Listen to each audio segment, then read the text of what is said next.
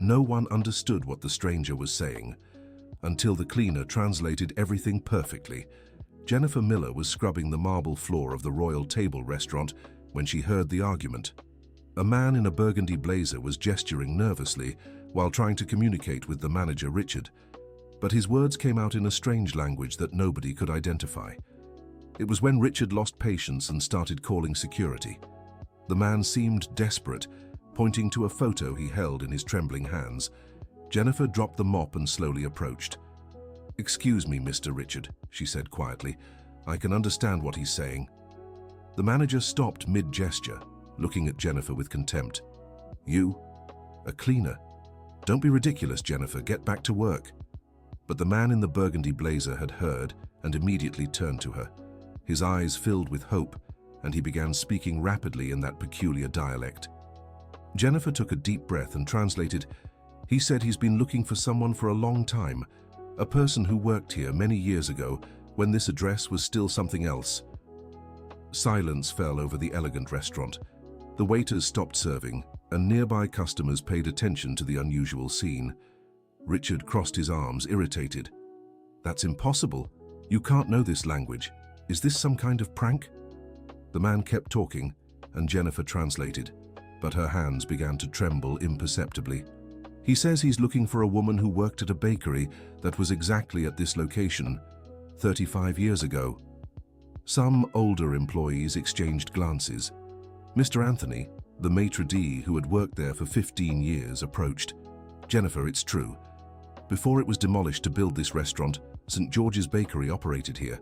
I was a child and came here with my grandmother." The man showed the photo to Jennifer. It was a faded black and white image of a young woman about 20 years old, with her hair tied back and a shy smile. She was holding a tray of breads. Jennifer looked at the photo, and something moved inside her chest. An old pain, buried for decades. "He wants to know..." She began to translate, but her voice failed. "He wants to know if anyone knows Rosemary Thompson." The name echoed through the restaurant like a ghost from the past. Jennifer closed her eyes for a moment, remembering a time when she woke up at 4 in the morning to help prepare the breads before school. I need to get back to work," she murmured, trying to walk away. But the man gently held her arm and said something urgent in his language. "What did he say?" asked Richard, now curious despite himself. Jennifer hesitated before answering. "He said Rosemary was his daughter." The impact of the revelation made the entire restaurant seem to stop in time. Jennifer felt her legs weaken. Rosemary Thompson wasn't just a random name, it was her mother's maiden name. The man kept talking faster now, the words coming out in a desperate flow. Jennifer translated automatically, as if in a trance. "He says he came from the countryside of South Korea, that he worked at the bakery as a baker for 2 years, that he learned English with Rosemary and..." Her voice broke, "and that she taught him American recipes while he taught Korean techniques to her." Tears began to stream down Jennifer's face. Long-buried memories began to resurface. She vaguely remembered an Asian man who helped her mother at the bakery when she was little, someone who made different breads, softer ones, that the neighborhood children loved. "My name is Lee Min-ho," said the man, now speaking broken but understandable English. "Sorry, I get nervous. Go back to speaking Korean.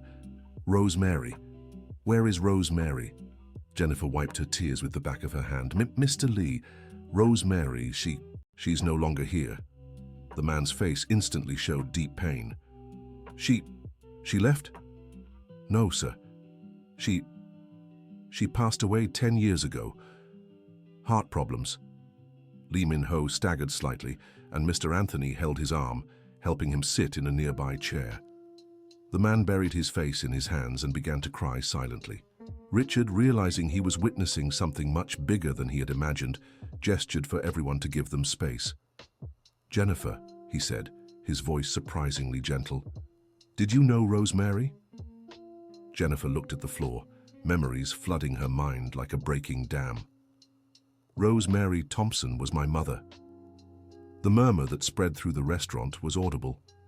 Lee Min-ho lifted his head abruptly, red eyes fixed on Jennifer.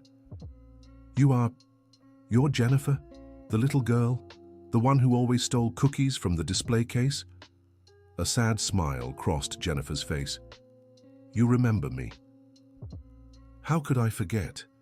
You were 7 years old and always asked why I didn't speak properly. Your mother would laugh and say you'd be a teacher one day because you loved teaching people so much." Richard watched the scene, fascinated and somewhat ashamed of his initial reaction. Other employees and even some customers had approached, forming a respectful circle around the two. "Mr. Lee," said Jennifer, sitting in the chair next to him, "why did you come back? After all this time?" The man wiped his eyes and took a deep breath. "I promised Rosemary I would return. When I had to leave, she was pregnant." Jennifer felt the floor move beneath her feet. "Pregnant?" "With the second baby. She told me you were going to have a little brother or sister." Tears returned to Jennifer's eyes.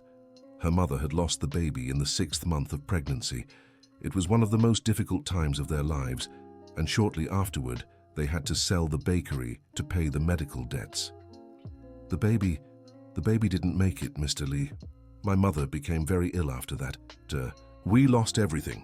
Lee Min-ho closed his eyes, absorbing the pain of the information. I didn't know. If I had known, I would have stayed. I would have helped." "Why did you leave?" "My father was dying in South Korea. I was an only child. I had to return to take care of the family. I promised Rosemary that when I resolved everything there, I would come back to marry her and take care of both of you."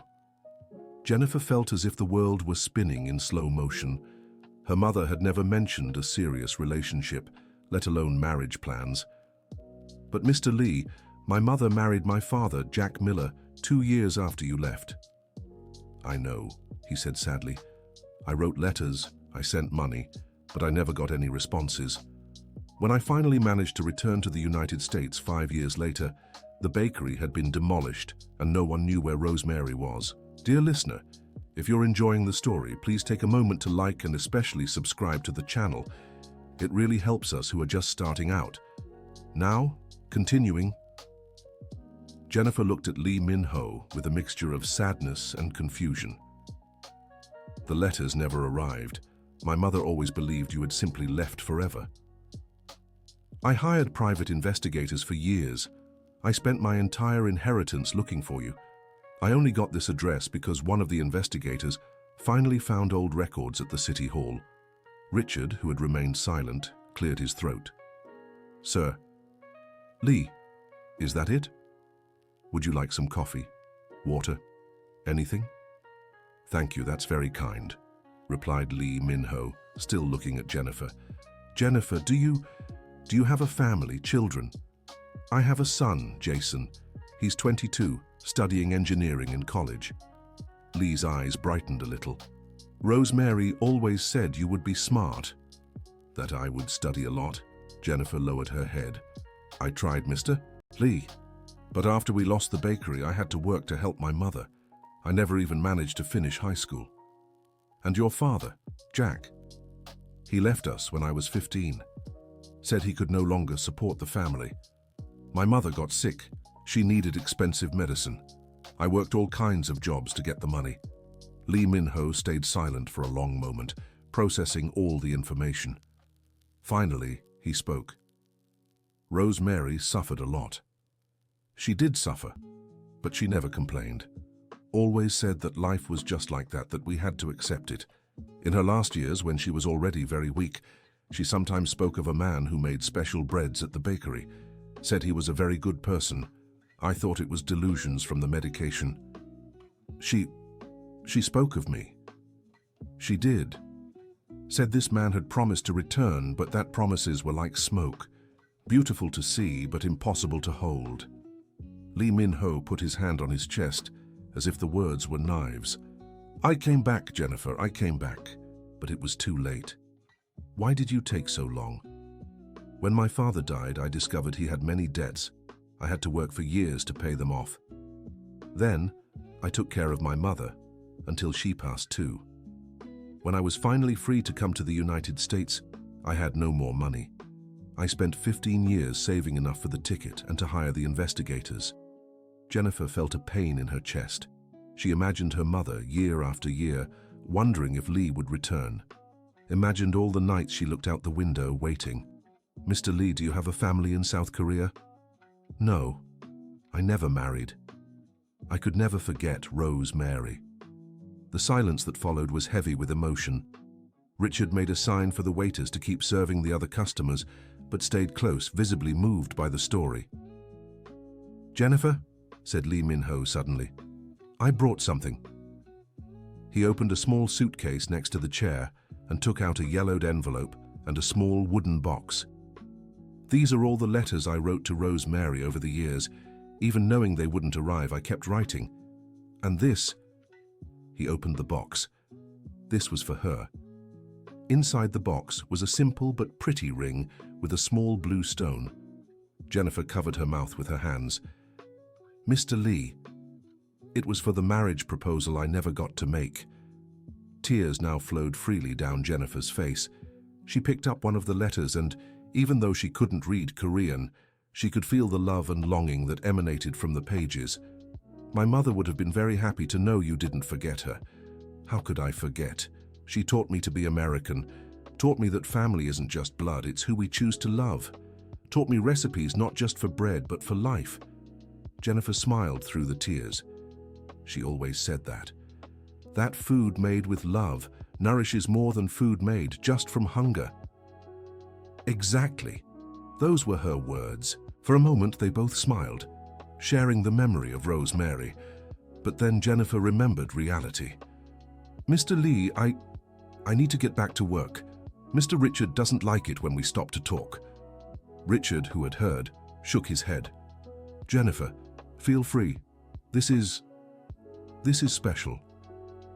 Lee Min-ho looked around the elegant restaurant and then at Jennifer in her simple uniform. "Jennifer, do you like working here?" "It's an honest job, Mr. Lee. It pays the bills." "But you are smart. Rose Mary always said that. You could do other things." "Maybe when I was young. But now I'm 43. The time for dreaming of different things has passed." "It's never too late, Jennifer. Never." Lee Min-ho fell silent for a few moments, seeming to make a decision. "Jennifer, I need to tell you why I really came to the United States this time." "Didn't you come just to find my mother?" "I came for that too, but I also came to find you." Jennifer looked at him confused. "To find me? But you didn't even know if I still existed." "Yes, I did. The investigator told me that Rose Mary Thompson had died, but that she had a daughter named Jennifer Miller who was alive. It took me 2 years to gather the courage to come." "Courage for what?" Lee Min-ho took a deep breath. "Jennifer, when I was in South Korea taking care of my parents, I managed to start a business. A bakery that mixed Korean techniques with American recipes that your mother taught me. It was very successful." "That's wonderful, Mr. Lee. Over the years, the business grew. Today, I have 12 bakeries in Seoul. I am financially successful." Jennifer didn't understand where he was going with this. "I'm happy for you." "Jennifer, I never forgot that I promised Rose Mary I would take care of you. I failed her, but I don't want to fail you." "Mr. Lee, you have no obligation to me. I'm not even your daughter." "You are the daughter of Rose Mary's heart, and Rose Mary was the love of my life. That makes you my family too." Jennifer felt a tightness in her chest. "What are you saying?" "I'm saying I came to the United States to make you a proposal." Richard and the other employees who were nearby moved closer, curious. "What kind of proposal?" "I want to open a bakery here in the United States, a bakery that honors the memory of Rose Mary and everything she taught me, and I want you to be my partner." Jennifer felt as if she had been punched in the stomach. "Partner? Mr. Lee, I'm a caretaker. I don't know anything about business." "But you understand people. Rose Mary always said you had a good heart, that you knew how to treat everyone well, and you know the United States. You know the tastes here." "Mr. Lee, this is crazy. I don't have money to invest. I don't have an education. You have something more valuable.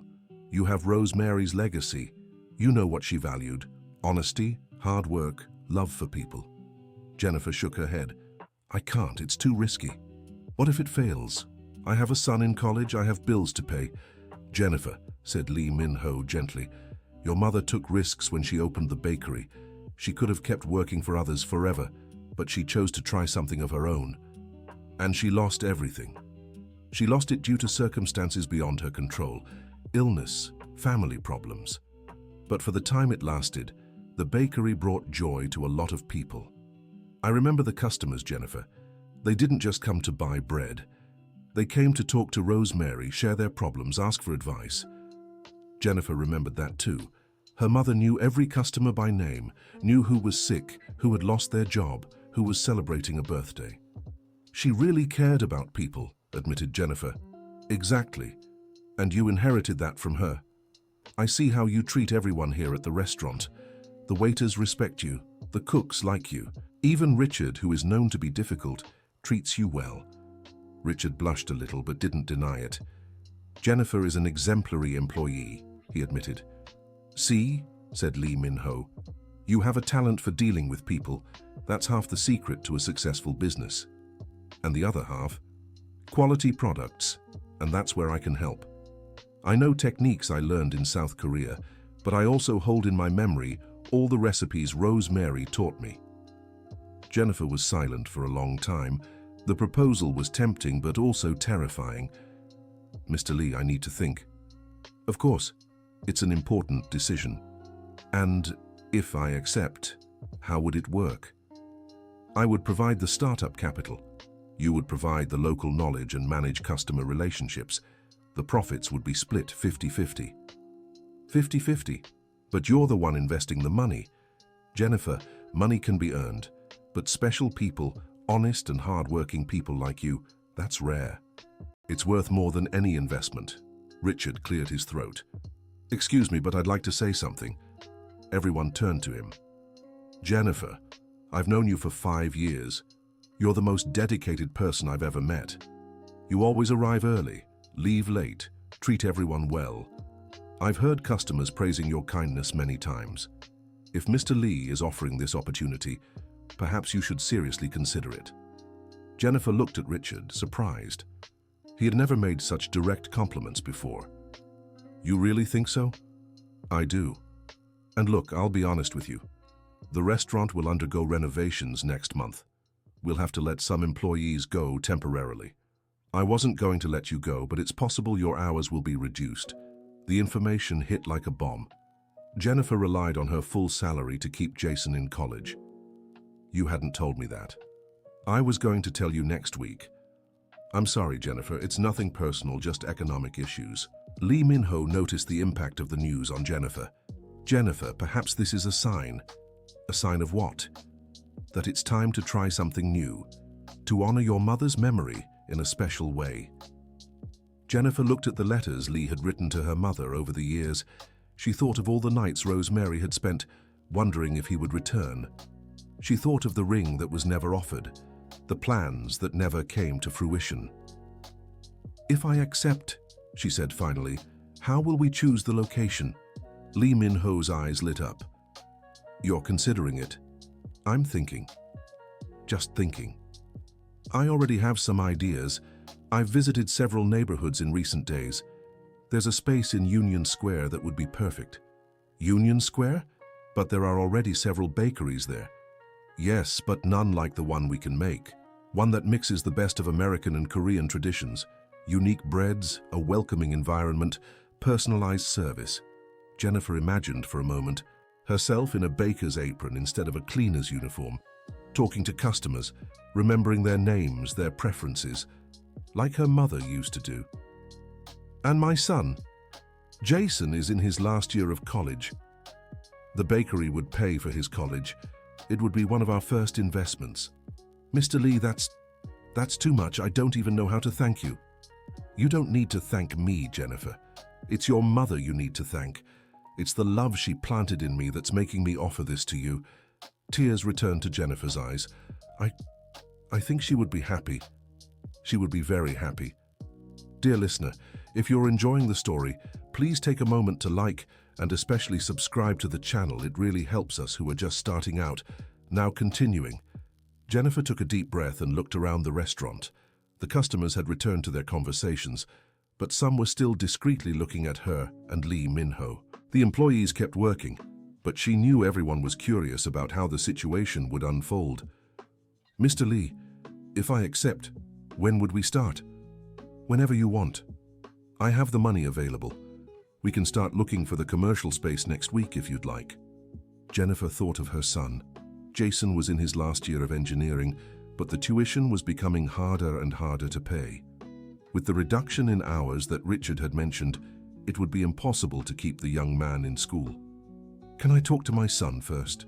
"Of course you can, it's a family decision." "He'll be shocked. I never imagined something like this could happen to me." "Why not?" Because I've always just been the baker's daughter who lost everything. The woman who cleans restaurant floors. I never thought I could be a business owner." Rosemary must have thought the same thing one day. "Before opening the bakery, she worked for a family, right?" Jennifer nodded. She had been a housekeeper since she was 15, and even so she had the courage to start her own business. Courage runs in the family, Jennifer. "Mr. Lee, may I ask a personal question?" "Of course." "Why did you never marry? All these years?" Lee Min-ho smiled sadly. "Because I never found another Rosemary." "But you're still young. You must be..." "What? In your 50s? 58. And you're right, I'm still young. But when you find the love of your life at 25, it's hard to accept cheap imitations afterward. My mother married again. I know, and it was the right thing. She had a daughter to raise. She needed stability. I don't judge her for that." "But did it hurt?"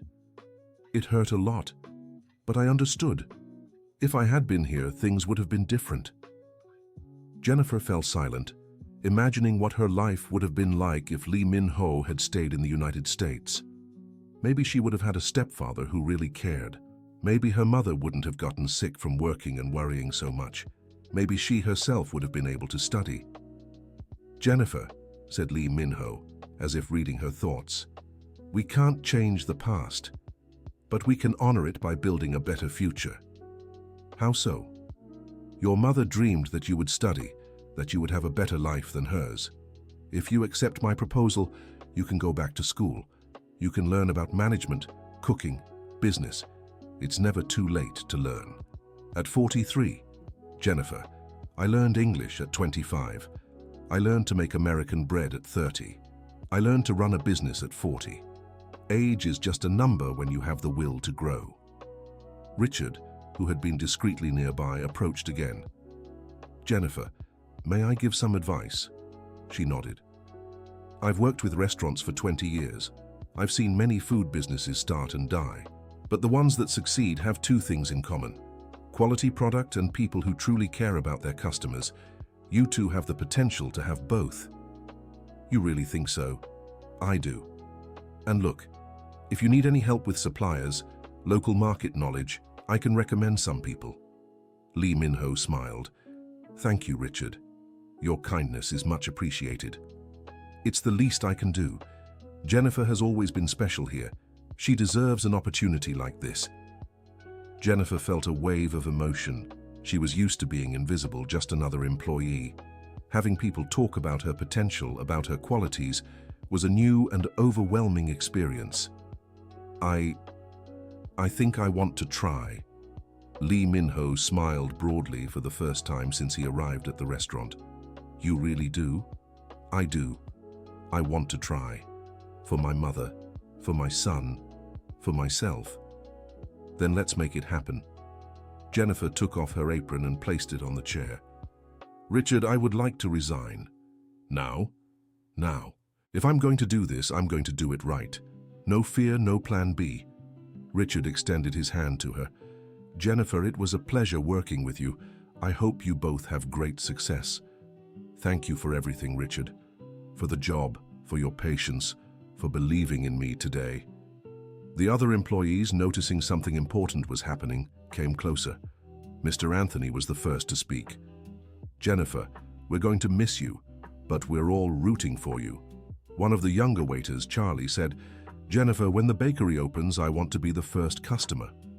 "And I want an order for my mother's birthday," added Mrs. Lucy from the kitchen. Jennifer felt her eyes fill with tears once more, but this time they were tears of gratitude and hope. "Thank you, everyone. You've always been like a family to me." Lee Min-ho watched the scene with emotion. "Jennifer, Rosemary made the right choice when she raised you. You truly know how to touch people's hearts." Some customers who had followed part of the conversation approached to congratulate Jennifer and wish her good luck. An elderly lady, a regular at the restaurant, held Jennifer's hands. "My dear, I've followed this whole story. How beautiful. Your mother must be very proud from wherever she is." "Thank you, Mrs. Helen. You've always been so kind to me, and I'll keep being that way. When you open the bakery, you can count on me as a loyal customer." Lee Min-ho watched each interaction with growing attention. "Jennifer, do you see this? What? People love you. They respect you. That can't be bought with money. That's built with character, with kindness. Rosemary taught you well." Jennifer looked around, seeing friendly faces, encouraging smiles, eyes full of hope for her. For the first time in a long while, she allowed herself to dream.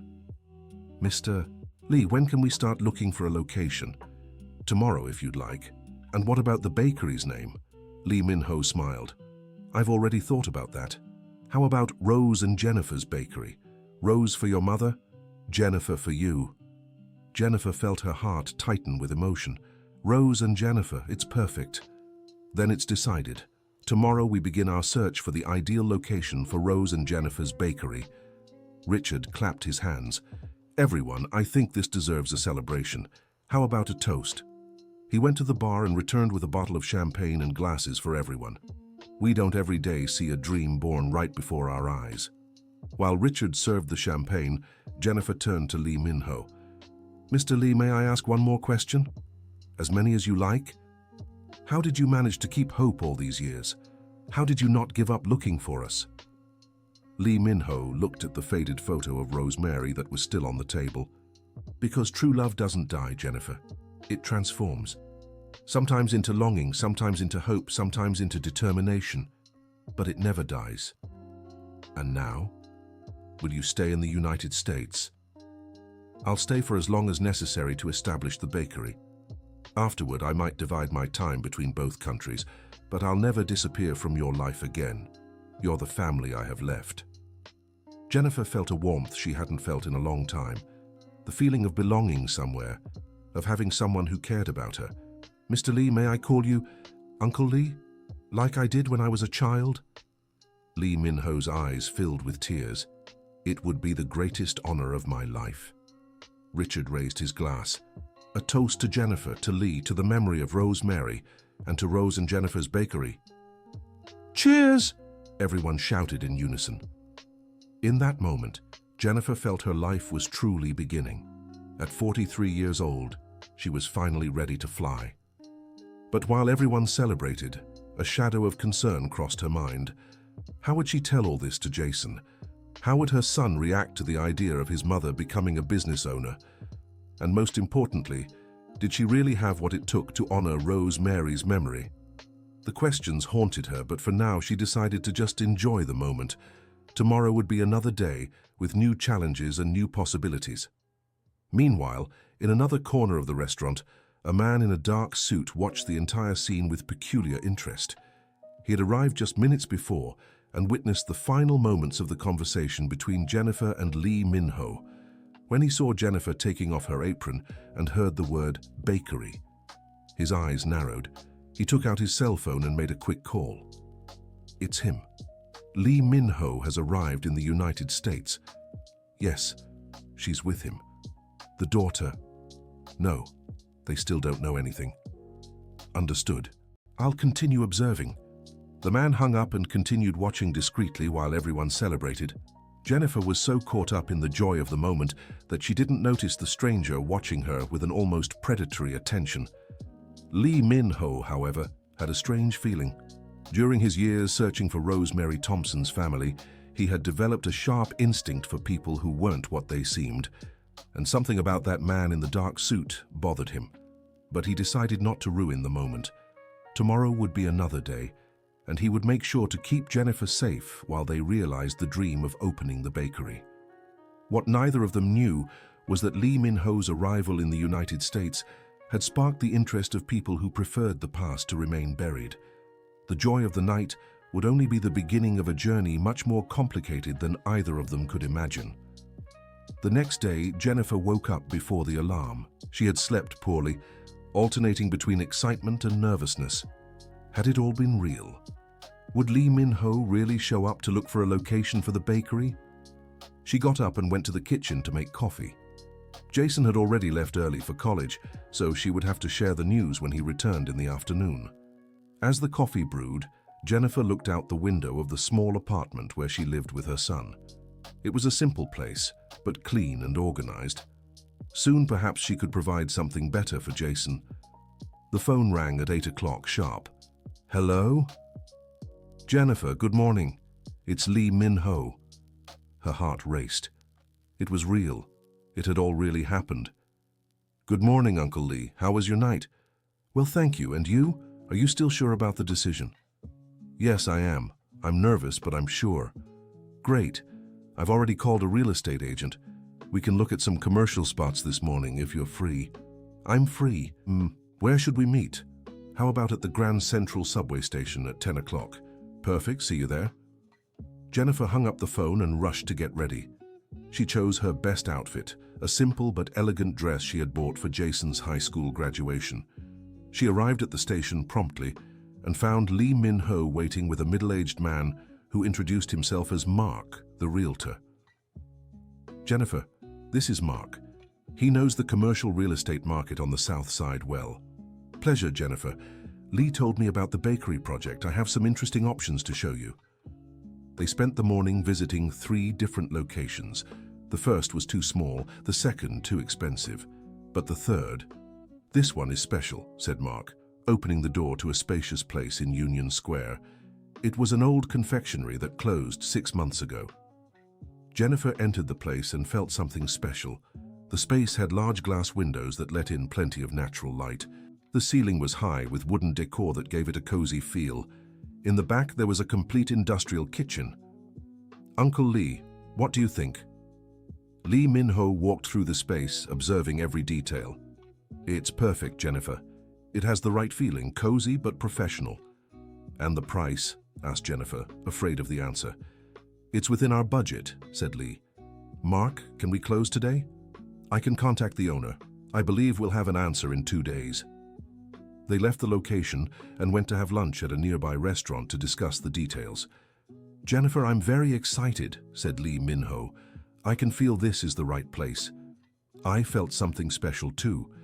It's as if the place was waiting for us. Now we need to think about the next steps.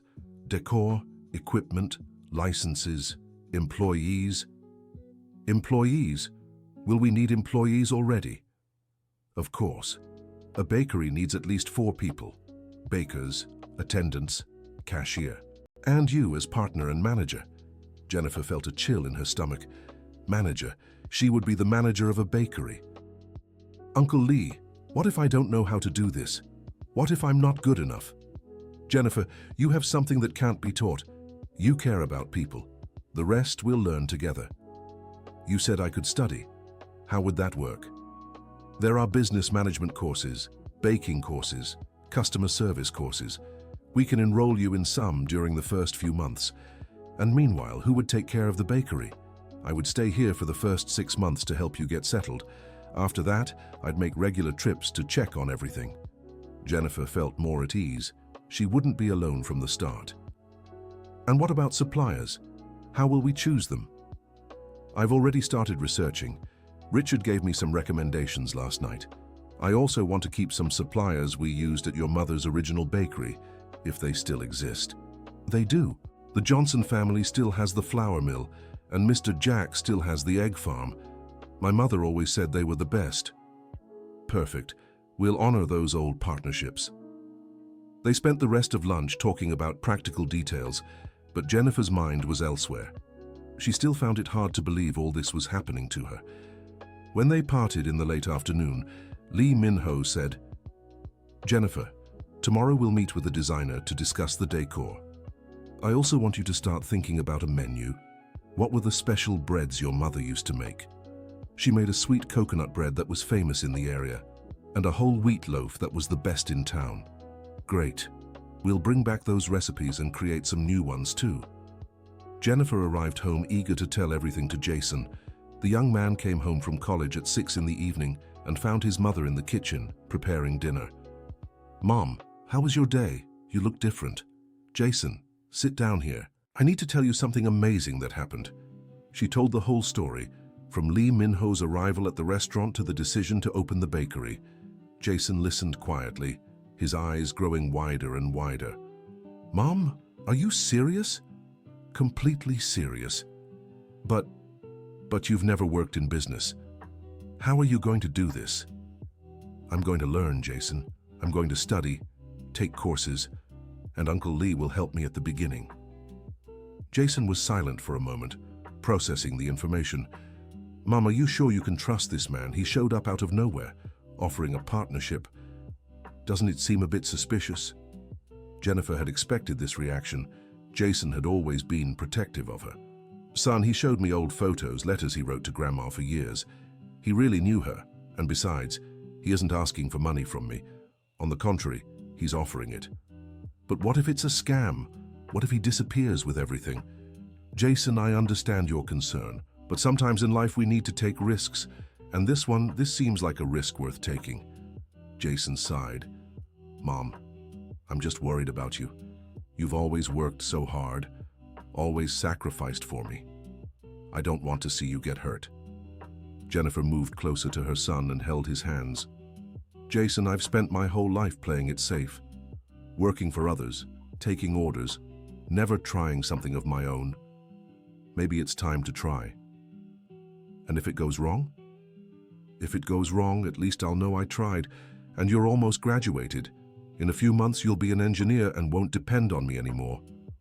Jason smiled. "I'll always depend on you, Mom. You're the most important person in my life. And you are in mine, son. That's why I want to try this. I want you to be proud of me." "Mom, I'm already proud of you. You raised me alone, worked 3 jobs to pay for my school, never gave up. You're the strongest woman I know." Tears welled up in Jennifer's eyes again. "So you support me?" Jason took a deep breath. "If that's what you want, I support you, but promise me you'll be careful." "I promise. And promise that if there's any problem, you'll tell me." "I promise." They hugged for a long time. "Mom, can I meet this Uncle Lee?" "Of course. How about tomorrow night? I can invite him for dinner here at home. I want to see if he's really trustworthy." Jennifer laughed. "You'll like him, Jason. He has good energy, you know, and he speaks about Grandma Rose with so much affection." "What does he look like?" "Short, graying hair, kind eyes. He must be in his early 50s, and he speaks English in a funny way, mixes in some Korean words when he gets nervous." "And does he have family in South Korea?" "No. He was left alone after his parents died. I think that's why he became so attached to the memories of Grandma." Jason became thoughtful. "It must be very lonely to live like that." "It must be. Maybe that's why he wants so much to start a family here in the United States." "A family?" "Yeah, he said I'm the family he has left, that we'll be partners in the bakery, but also family." "Mom, don't you think he might be interested in you? Romantically?" Jennifer blushed. "Jason, what kind of crazy idea is that?" "It's not crazy, Mom. You're a beautiful, hard-working woman with a good heart, and he's a single man who spent decades in love with your mother. He was in love with Grandma, not with me." "But you have Grandma's features. I can see it in the old photos." Jennifer shook her head. "No, Jason, it's nothing like that. It's just family affection. He sees me as the daughter of the woman he loved." "If you say so." "I do. And now let's have dinner because I need to get up early tomorrow. We're meeting with a designer for the bakery's decor." They had dinner, talking about the plans for Rose and Jennifer's bakery. Jason asked many practical questions about licenses, taxes, employees. Jennifer realized she didn't have answers for many of them. "Mum, you need to get well informed about all these legal matters." "You're right. I'll ask Uncle Lee to help me with that. And maybe it would be good for you to find an independent accountant too. Don't just trust what one person tells you, Jennifer smiled. Her son was being protective, but also practical. Good idea, Jason. You're going to be a great engineer.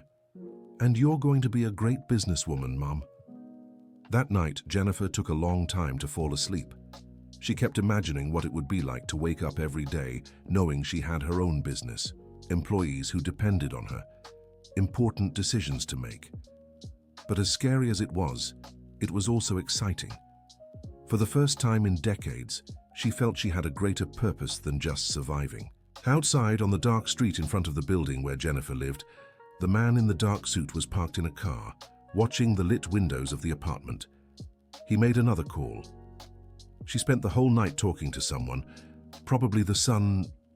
Yes, tomorrow they have a meeting with a designer. Understood. I'll continue watching all movements. The man hung up and remained there until the apartment lights went out.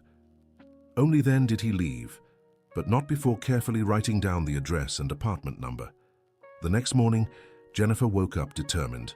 She had made the decision of her life and was going to see it through to the end. She met Lee Min-ho at the site of the future bakery at 9 o'clock. He was already there with the designer, a young woman full of ideas named Carla. "Jennifer, so good to see you," greeted Lee. "This is Carla, our designer." "Nice to meet you, Jennifer." Lee told me about the project.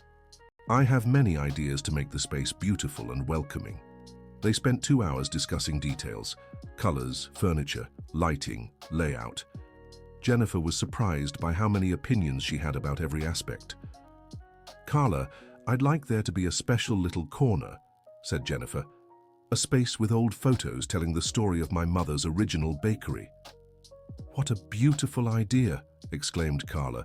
"We could create a memory wall. The customers will love it." Lee Min-ho smiled. "Rosemary would be very proud." Dear listener, if you're enjoying the story, please take a moment to like and especially subscribe to the channel. It really helps us who are just starting out, now continuing. When they left the place, Jennifer felt euphoric. Everything was taking shape, becoming real. "Uncle Lee, when will we start the renovations?" "Next week, if the landlord approves our contract. Carla said we'll have everything ready in a month. And the staff, how will we choose them? I'll put an ad in the paper, but I also want you to recommend people you trust. Richard said some restaurant employees might be interested in changing jobs." Jennifer thought of Charlie, the young waiter who had always been kind to her. "There's Charlie, who is very dedicated, and Mrs. Lucy from the kitchen, who knows a lot about pastas. Great, let's talk to them." They had lunch at a nearby cafe, planning the next steps. Jennifer felt more and more confident, but also more anxious. "Uncle Lee, can I ask a personal question?" "Of course. Aren't you afraid that I won't be able to handle it? That I'll disappoint you?" Lee Min-ho stopped eating and looked seriously at her. "Jennifer, do you want to know what my biggest worry is?" "What?" "It's not that you can't handle it. It's that you don't believe in yourself enough to show all your potential." Jennifer was surprised by the answer. "What do you mean? You've spent so much time being treated as invisible that you've forgotten you're special, that you have unique talents. My worry is that you'll limit yourself out of fear or insecurity. But I really am afraid of failing, of losing everything. Fear is normal, Jennifer. I'm afraid too. Afraid of not being able to honor Rosemary's memory. Afraid of not being able to help you properly." "You're afraid?" "Of course I am. Only fools aren't afraid. But courage isn't the absence of fear. Courage is acting in spite of fear." Jennifer reflected on his words. "My mother always said something similar. That being brave isn't about not having fear. It's about doing what needs to be done, even when you're afraid." Rosemary was wise. She was. I think that's how she managed to open the original bakery, even as a young and inexperienced woman. Exactly. And you have the same courage she had. You just need to believe it. That afternoon, Jennifer felt more confident than ever. She was truly ready for this change in her life. But when she got home, she found Jason agitated. "Mom, something strange happened today." "What was it?" "A man showed up at the college asking for me. Said he was a journalist and wanted to do a story on students who balance work and study. Jennifer felt a chill. And then? Well, I don't work, Mum. And when I said that, he got confused. He asked if my mother didn't work as a custodian at the royal table. How did he know that? Jennifer's heart raced. What did this man look like? Dark suit, around 40 years old, well-groomed hair. Seemed kind of suspicious to me. Jennifer vaguely remembered seeing a similar man at the restaurant the night before, but she hadn't paid much attention. What else did he ask? He wanted to know about our family, if we had foreign relatives, things like that. I told him I didn't know what he was talking about, and left. Jennifer felt a wave of worry. Jason, did you think he was investigating something? It seemed that way, Mom. Why would a journalist be specifically interested in you? Jennifer didn't know what to answer. Could there be something about Lee Min-ho that she didn't know? Some secret from the past? Mom, did you tell this Uncle Lee where we live? No. I mean, he knows I live in Brooklyn, but I didn't give the exact address. So how did this man know where I studied? The question hung in the air, heavy and threatening. Jennifer decided she needed to talk to Lee Min-ho about this. She arranged to meet him the next day and tell him about the strange man who had looked for Jason. But when she arrived at the meeting point the next morning, Lee Min-ho was visibly upset. Jennifer, we need to talk. Something strange happened. With me, too. What happened? Last night, someone broke into my hotel room. They didn't take anything, but they went through all my belongings. Jennifer told him about the man who had looked for Jason at the university. Lee Min-ho grew increasingly concerned. Jennifer, I think someone is investigating us. But who? And why? I don't know. But during all these years searching for your family, I came across some strange information about the past. What kind of information? Lee Min-ho hesitated.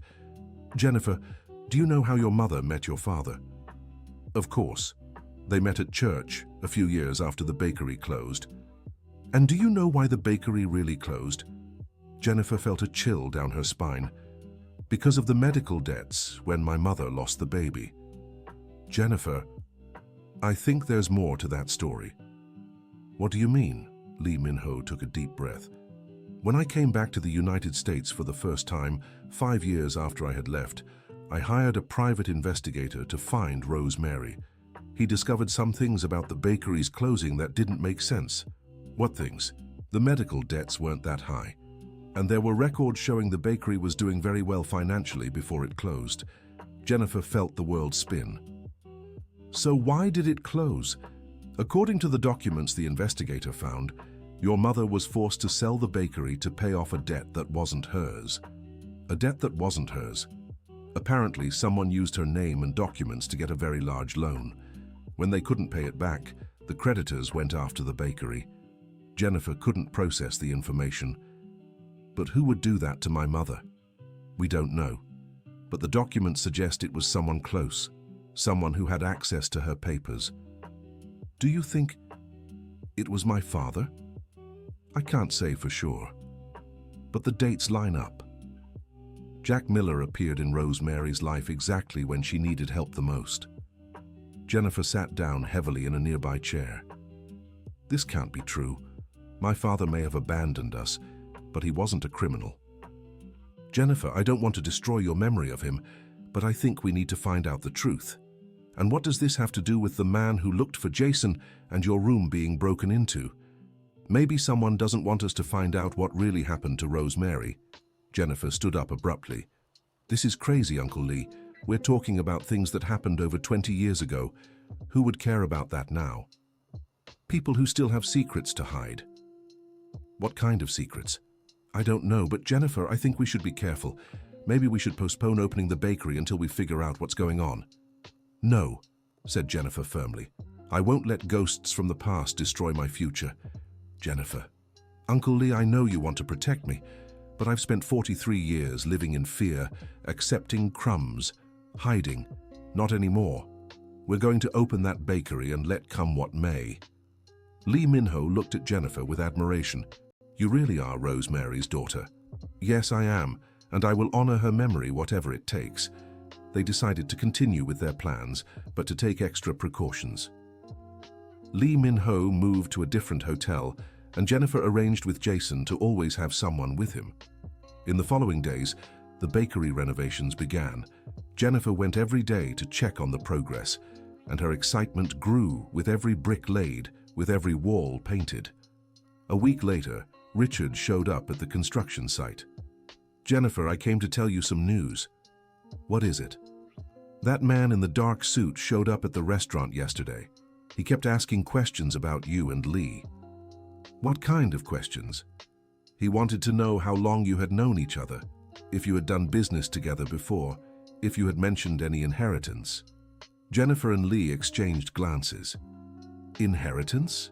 asked Jennifer. "That's what I thought was strange too." "What inheritance?"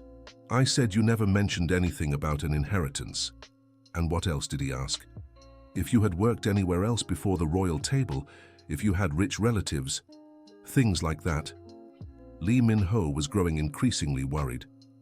"Richard, do you know who that man was?" "No, but I managed to write down his license plate number. A friend of mine has contacts and can find out who it is." "That would be great." The next day, Richard returned with information. "The car is registered to a private investigation company, the same company that—" Richard hesitated. "The same company that what?" asked Jennifer. "The same company that was hired by the Miller family 20 years ago." Jennifer felt her legs go weak. "The Miller family? My father's family?" "Apparently, yes."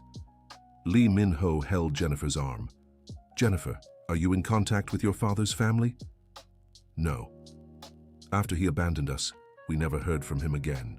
I heard he died about 10 years ago, but we didn't even go to the funeral. And his family never tried to get in touch?" "Never. I always thought they blamed us for him leaving." "Jennifer," said Richard, "my friend found out one more thing. The investigation 20 years ago had a specific goal, to find documents about St. George's Bakery." Jennifer looked at Lee Min-ho. "Why would my father's family be interested in my mother's bakery?" "I don't know, but I think it's time to find out." They decided to go to the county clerk's office, where the bakery had originally been registered. Perhaps they would find clues there about what had really happened. At the clerk's office, the employee was very helpful. "You want information about St. George's Bakery? What a coincidence. 3 weeks ago, someone came here looking for exactly the same documents." "Someone?" asked Jennifer. "A man in a dark suit. He said he represented heirs interested in the property." Jennifer and Lee exchanged glances again. "And did you give him the information?" "We gave him a copy of the public documents. But there are some documents that can only be accessed by the legal owners or their direct heirs." "And who would the legal owners be?" The employee checked some papers. "According to our records, the last legal owner was Rosemary Thompson, and the direct heirs would be—" He looked at Jennifer. "Would you be Jennifer Miller?" "I am." "Then you are the only person authorized to access all documents related to the property." Jennifer felt a wave of power and responsibility. "I would like to see all the documents, please." The employee brought a thick folder with old papers. As Jennifer and Lee examined the documents, they discovered several surprising things. The first was that St. George's Bakery had been registered not only in Rosemary's name, but also with a partner, Jin-Woo Lee. "Uncle Lee?" exclaimed Jennifer. "You were an official partner of the bakery." Lee Min-ho looked at the document in surprise. "I didn't know that. Rosemary never told me she had included me in the paperwork." The second discovery was even more shocking. There was a will registered at the clerk's office, dated 1 week before Rosemary Thompson's death. In the will, Rosemary left all her properties and rights to her daughter, Jennifer Miller. But it also mentioned a special insurance she had taken out on St. George's Bakery decades earlier. "Mom, what insurance is this?" murmured Jennifer. She kept reading and discovered that Rosemary had taken out insurance against wrongful appropriation of the property. If someone used fraudulent means to take the bakery from her, the insurance would guarantee a substantial compensation. And the most impressive part, the insurance had never been triggered. "Jennifer," said Lee Min-ho, reading over her shoulder, "if what we discovered about the fraudulent debt is true, You're entitled to this compensation. How much would it be? The clerk did some calculations.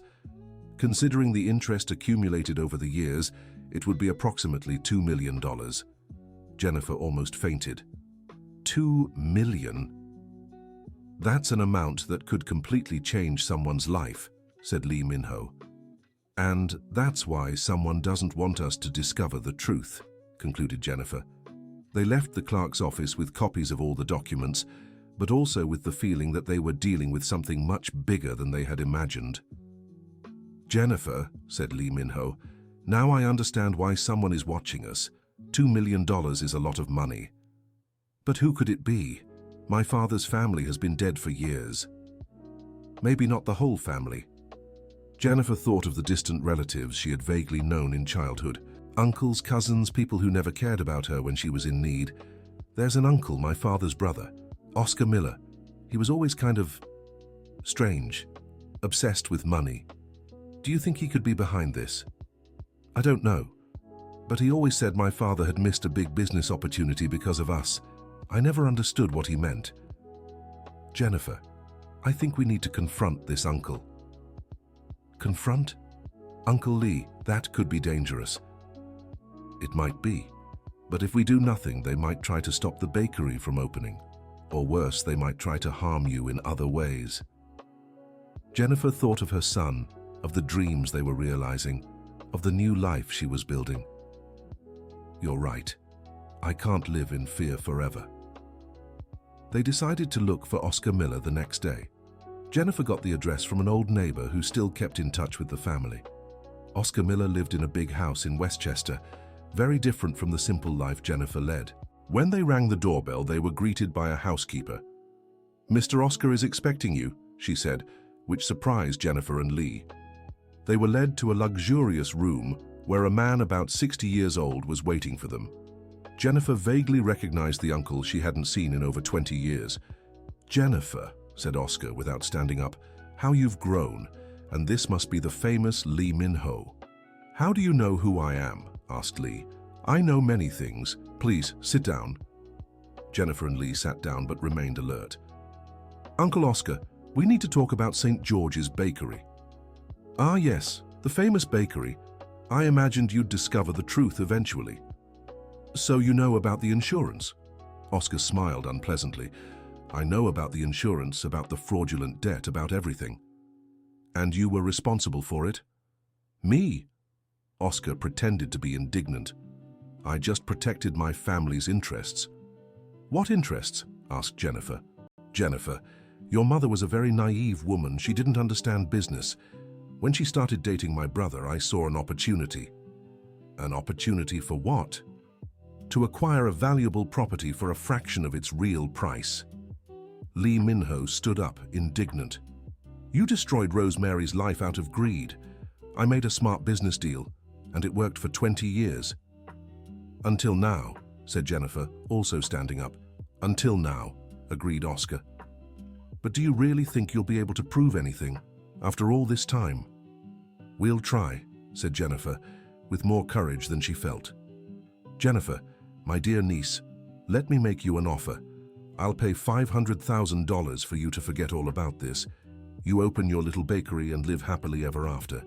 And if you refuse, things might get complicated for you." Lee Min-ho stepped forward. "Are you threatening us?" "I'm offering a civilized solution to a problem that could become very unpleasant." Jennifer looked at her uncle with disgust. "We don't want your dirty money, Uncle Oscar. We want justice." "Justice?" Oscar laughed. "Justice is a luxury that people like you can't afford." "We'll see about that," said Jennifer, heading for the door. "Jennifer," called Oscar, "you have 24 hours to accept my offer. After that, there will be no more negotiation." Jennifer and Lee left the house in silence. They only spoke when they were far enough away. "Uncle Park, I'm scared." "Me too, Jennifer. But we can't give up now." "What do we do?" "We'll find a lawyer. With the documents we have, we can take legal action. But that could take years. And in the meantime, he could do anything to us." "Jennifer, do you want to accept his offer?" Jennifer thought of Jason, the bakery, the new life she was building. No, I don't want dirty money. I want him to pay for what he did to my mother. Then we'll fight. They looked for a lawyer the next day. Dr. Henry Andrews was an experienced man who specialized in fraud and embezzlement cases. After examining all the documents, he was optimistic. You have a solid case. With these documents, I can prove there was fraud in the property acquisition. How long would it take? Asked Jennifer. With luck, 6 months. With less luck, 2 years. And in the meantime, are we in danger? I can request a protective order. If they try to intimidate you, it will be a crime. Jennifer felt a little safer. And the insurance money? If we can prove the fraud, the insurance will have to pay. $2,200,000 considering updated interest. Jennifer could hardly believe what she was hearing. Dr. Henry, can I ask a personal question? Of course. Why are you taking our case? We don't have money to pay expensive fees. Dr. Henry smiled. Jennifer, 20 years ago I was a newly graduated lawyer, and your mother hired me to try to save the bakery. I was inexperienced. I couldn't help her. Since then, I've always felt guilty. Taking your case is a way to correct a past mistake. You knew my mother. Yes, I did. She was an extraordinary woman, strong, honest, courageous. She didn't deserve what they did to her. Jennifer felt tears in her eyes. She really was special. And you inherited those qualities from her. That's why we're going to win this case. They left the lawyer's office more confident. But when they reached the street, they saw Oscar Miller waiting for them next to a black car. Jennifer, your time is up. We've already given our answer, said Jennifer, trying to sound braver than she felt. Then you've chosen the hard way. Uncle Oscar, you're making a mistake. We have a lawyer now. If anything happens to us, he'll know exactly who to look for. Oscar smiled coldly. Lawyers can't protect you from everything, Jennifer. At that moment, Dr. Henry came out of the building. Is there a problem here? No problem, doctor, said Oscar, completely changing his tone. Just a family conversation. Jennifer, are you all right? We're fine, Dr. Henry. Oscar got in the car and drove away, but not before giving Jennifer a threatening look. Dr. Henry, said Lee Min-ho, I think we need to speed things up. I'll file the lawsuit today, and I will request police protection for you all. That evening, Jennifer was at home with Jason when the phone rang. Hello? Jennifer, it's Lee. Are you all right? I am. Why? My new hotel caught fire an hour ago. Jennifer felt her blood run cold. What?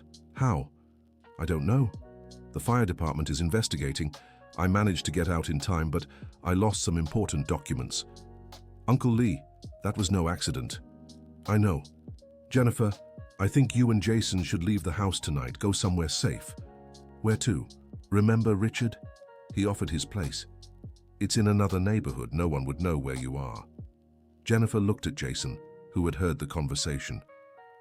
Mom, what's going on? She quickly told him about Oscar's threat and the hotel fire. Jason, I think we need to get out of here for a few days. Jason, who had always been protective of his mother, didn't hesitate. I'll pack our things. They left the house discreetly and went to Richard's place. Lee Min-ho was already there when they arrived. Jennifer, I'm sorry for getting you involved in all this. Uncle Lee, it wasn't your fault. It was my uncle who chose to be a criminal. Richard welcomed them with hot coffee and words of encouragement. You can stay here as long as you need. My home is your home. The next morning, Dr. Henry called with bad news. The lawsuit we filed yesterday disappeared from the court system. What do you mean disappeared? Asked Jennifer. Someone with access to the system erased all records. We'll have to start all over again. And is that normal? Absolutely not. Someone has very influential connections. Jennifer sat down, discouraged. Dr. Henry, maybe we should take the money my uncle offered. Jennifer, don't give up. We have other options. What options? We can take the case to the press. Sometimes public pressure achieves what the justice system can't. Lee Min-ho perked up. That's a good idea. Jennifer, what do you think? I don't know, except what if it makes things even worse? Jennifer, said Jason, you always taught me not to accept injustice. Now is the time to follow your own advice. Jennifer looked at her son with pride. You're right. Let's fight. Dr. Henry had a journalist friend interested in stories of social injustice. The next day, Jennifer told him the whole story. The article was published 3 days later with the headline, "Cleaning Lady Discovers She's Entitled to Stolen $2 million Compensation from Her Mother." The response was immediate. Dr. Henry's phone wouldn't stop ringing with people wanting to help Jennifer, donate money for legal fees, offer free services. But Oscar's reaction was also immediate. On the night the article was published, the future Rose and Jennifer's bakery was vandalized. Someone broke all the windows, destroyed the furniture that had already been installed, and spray-painted the walls. When Jennifer and Lee arrived at the site the next morning, she broke down in tears. "They destroyed everything, Uncle Lee. All our dream." Lee Min-ho hugged Jennifer. "No, they didn't. They destroyed furniture, glass, paint, but they didn't destroy our determination. How will we start over? We don't have the money to fix everything again." Remember the response to the article? "We had dozens of offers to help. Let's accept that help and rebuild." Jennifer wiped her tears. "You're right. My mother didn't give up when she lost everything. I won't give up either."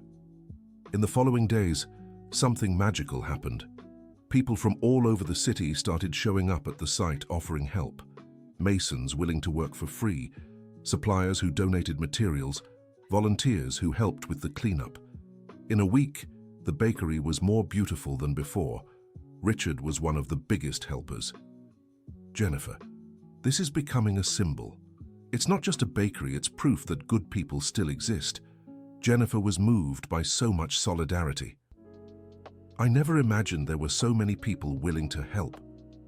"Because your story touched people's hearts," said Lee Min-ho. "Everyone has faced some injustice in life. When they see someone fighting, they relate." Meanwhile, the pressure on Oscar Miller was mounting.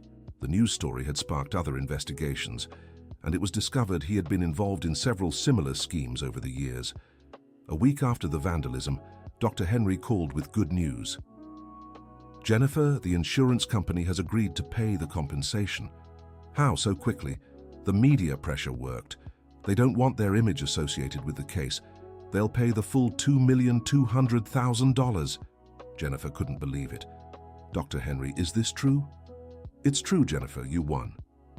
That night they celebrated at Richard's house.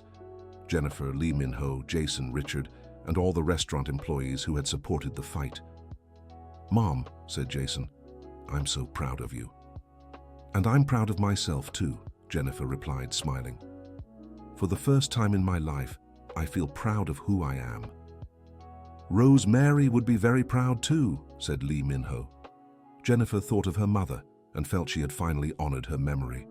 2 months later, Rose and Jennifer's bakery was in full swing. With the compensation money, Jennifer was able to invest in top-quality equipment, hire the best employees, and create a truly special environment. The bakery became a community gathering place. Besides traditional American breads and pastries and the Korean specialties Lee Min-ho had taught her, Jennifer created a space where elderly people could have breakfast for a symbolic price, where students could study for free using the Wi-Fi, where single mothers found support and guidance. "Jennifer," said Lee Min-ho one particularly busy morning, "look what we've accomplished." "We really did, Uncle Park, and it was only possible because you never gave up looking for us, and because you had the courage to fight when you could have taken the easy money." Jennifer looked around the bakery, full of life, full of happy people, full of love.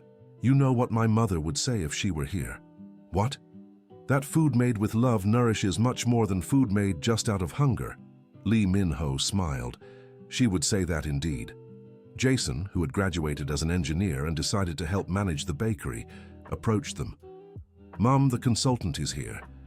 Jennifer had hired a consultant to help her expand the business. With the success of the first store, she dreamed of opening a second location. "Let's go talk to him," she said, adjusting her apron. The apron was no longer that of a janitor. It was that of an owner, a businesswoman, a woman who had found her place in the world. As she walked to the office at the back of the bakery, Jennifer thought about how much her life had changed. A year ago, she was invisible, mopping floors, living paycheck to paycheck. Now she owned a thriving business, employed 15 people, and was respected in the community. But most importantly, she had discovered who she really was. A strong, courageous woman, capable of much more than she had ever imagined. In the office, the consultant showed impressive projections. "Mrs. Jennifer, with the success of this location and the brand you've built, I believe that in 5 years, you could have a network of 10 bakeries spread throughout the city." 10 bakeries. Jennifer was still amazed by the possibilities. "Easily. You have something money can't buy. Authenticity, history, purpose." Jennifer looked at Lee Min-ho. "What do you think?" "I think Rosemary would be watching from wherever she is, thinking, my daughter has finally discovered who she really is." Jennifer smiled, feeling a deep sense of peace. "Then let's grow. But always keeping our values. Good food, fair prices, and lots of love in everything we do." "That's how you build an empire," said Lee Min-ho. "One loaf at a time." 6 months later, Jennifer was at the opening of the second Rose and Jennifer's bakery when she received an unexpected visitor. It was Oscar Miller. "Jennifer, can I talk to you?" Jennifer grew tense, but Lee Min-ho and Jason were by her side, so she felt safe. "What do you want?" "I want to apologize." Jennifer wasn't expecting that. "Apologize?" I did terrible things out of greed. I destroyed your mother's life. I tried to destroy yours too. I have no excuse." "Why are you telling me this?" "Because I'm sick, Jennifer. The doctors said I don't have much time, and I don't want to die carrying this weight on my conscience." Jennifer looked at the man in front of her. He seemed much older, fragile, remorseful. "Uncle Oscar, I accept your apology, but it doesn't undo the harm you did. I know, but I wanted you to know that your mother was a special person, and you inherited all of her kindness. Thank you." "Jennifer, can I ask you a question?" "Go ahead." "Are you happy?" Jennifer looked around the bakery full of smiling customers, at Jason chatting animatedly with the employees, at Lee Min-ho teaching a new recipe in the kitchen. "I'm very happy, Uncle Oscar. For the first time in my life, I am truly happy." Oscar nodded sadly and left. Jennifer never saw him again, but she heard from others that he had died a few months later. 2 years after the opening of the first bakery, Jennifer was at home preparing a special dinner. Lee Min-ho had announced he had something important to say. "Uncle Park, what's all this mystery about?" "Jennifer, I've made an important decision." "What is it?" "I'm moving to the United States for good." Jennifer was overjoyed. "Really? Really? I sold my businesses in South Korea. I want to stay here, close to my American family." "But Uncle Park, are you sure? The United States is very different from South Korea." "Jennifer, during all these years searching for your family, I discovered one thing. Home isn't a place, it's the people we love. And you are my family now." Jennifer hugged Lee Min-ho with tears in her eyes. "We love you too, Uncle Park." Jason, who had just arrived home, overheard the conversation. "Uncle Park, what wonderful news. Now we can spend every Sunday together." "That's exactly what I wanted, Jason." That night, as they had dinner together, Jennifer reflected on how surprising life was. 3 years ago, she was alone with no prospects, invisible to the world. Now she had a chosen family, a thriving business, a bright future. "Uncle Park, can I make a confession?" "Of course." "Sometimes I feel like this is all a dream and I'm afraid I'll wake up." "Jennifer, this isn't a dream. It's the life you always deserved to have. It just took a little while to get here. And you don't regret coming back to the United States?" "Jennifer, coming back to the United States was the best decision of my life. I found you, I fulfilled the dream of honoring Rosemary's memory, and I discovered it's never too late to start over." Jason raised his glass of juice. "A toast to our crazy but perfect family." "To family," said Jennifer and Lee Min-ho in unison. That night, Jennifer slept soundly for the first time in decades. There were no more worries, fears, uncertainties. There was only gratitude for everything she had achieved and excitement for everything yet to come. The next morning, she woke up early, as always, but this time it wasn't to clean someone else's floor. It was to open her own bakery, greet her own employees, serve her own customers. When she arrived at the main Rose and Jennifer's bakery, she found a line at the door. It was always like that on Saturday mornings. "Good morning, Mrs. Jennifer." Several customers greeted her. "Good morning, everyone. How is everyone?" She knew every customer by name, knew who liked sweet bread, who preferred savory, who was on a diet, who was celebrating a birthday, exactly like her mother did at the original bakery. "Mrs. Jennifer," said Mrs. Edith, an elderly customer who came every day, "my granddaughter is visiting from Germany this afternoon. Can I order a special cake?" "Of course, Mrs. Edith. What flavor does she like?" "Chocolate with strawberry." "Perfect. It'll be ready by 3 o'clock." Jennifer wrote down the order and went to the kitchen to help Lee Minho with the morning bread. "How are you feeling today, Uncle Lee?" "Happy, Jennifer. Very happy." "Me too." They worked side by side, talking about plans for the third store, about new recipes they wanted to try, about life. Mid-morning, a surprise arrived. Richard, accompanied by a television crew. "Jennifer, I hope you don't mind. The TV station wants to do a special story about your story." Jennifer got nervous. "Richard, I don't know. I've never been good in front of cameras." "Jennifer," said the reporter, "we want to tell your story because it inspires people. It shows that it's never too late to start over, never too late to fight for our dreams." "All right, but I want my family to participate too." The interview was beautiful. Jennifer talked about her mother, about Lee Minho, about the fight against injustice, about fulfilling the dream of the bakery.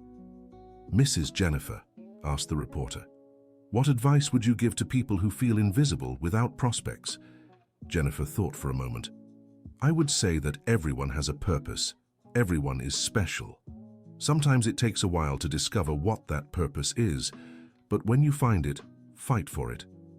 Don't accept less than you deserve. And most importantly, never underestimate the power of love and kindness. That's what changed my life." When the story aired, a week later, Jennifer was moved to see her story being told to thousands of people.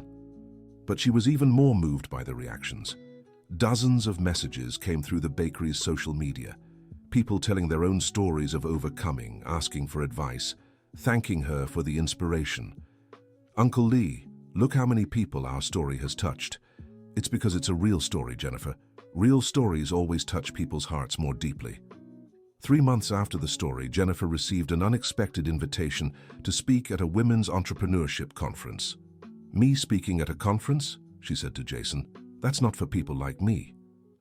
"Mom, you are exactly the type of person who should speak at these events. You represent real women, with real stories of overcoming." Jennifer accepted the invitation. On the day of the event, she was nervous, but when she took the stage and saw hundreds of women in the audience, she felt a strange strength take over her.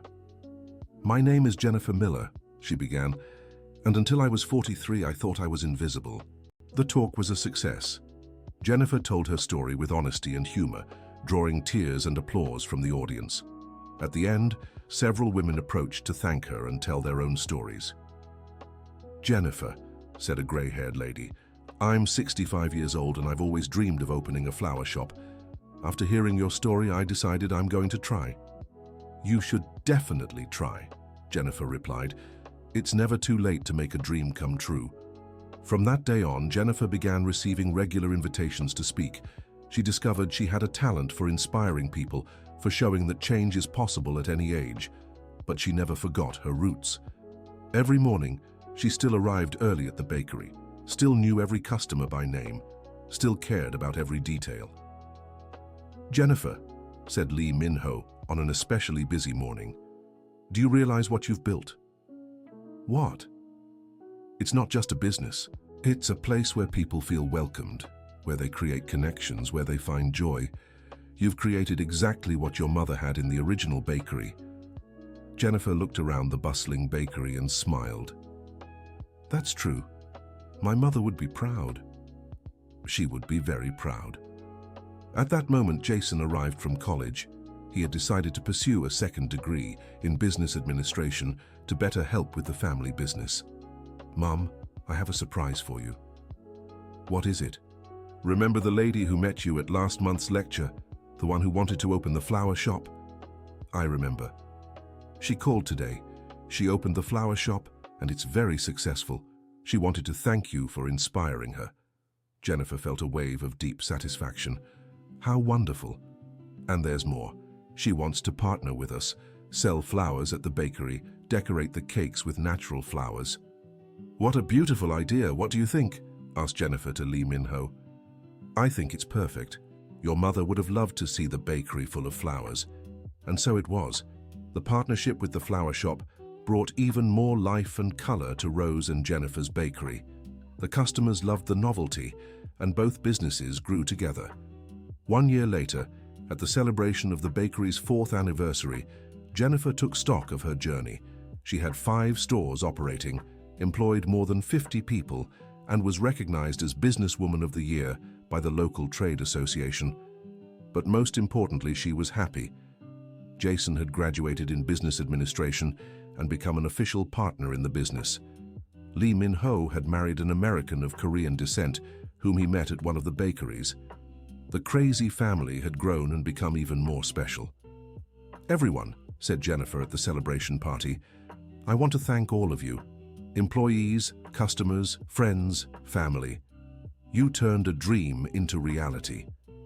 She looked at Lee Min-ho. "Uncle Park, thank you for never giving up on looking for us. Without you, none of this would exist." She looked at Jason.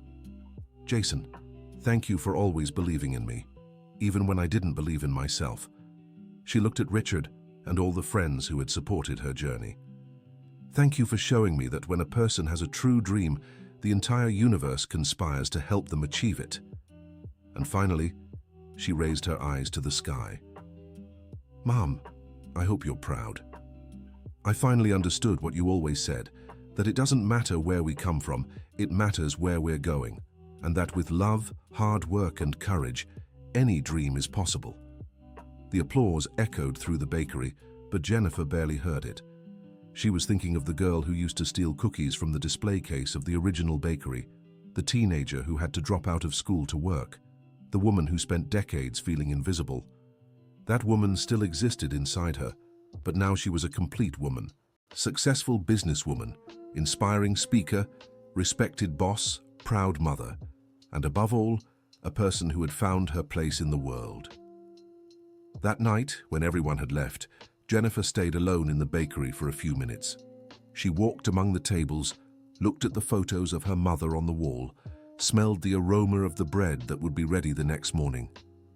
"Thank you," she whispered, not quite sure to whom. To her mother, to Lee Min-ho, to life, to the opportunities she had been brave enough to seize. When she turned off the lights and locked the door, Jennifer knew that the next day she would wake up early again. But this time, it would be to open her own doors, to greet her own customers, to live her own life. And it would be, as always, a day full of possibilities. End of story. Now tell me, what did you think of Jennifer's story? Do you think she made the right decision by confronting the corrupt uncle instead of taking the money? And what did you feel when you found out that Lee Min-ho's love for Rosemary Thompson never died? Leave your honest opinion here in the comments. We want to know where you're watching from and if you know someone with a similar story. Thank you so much for joining us this far. Don't forget to like and, most importantly, subscribe to the channel so you don't miss other emotional stories like this one.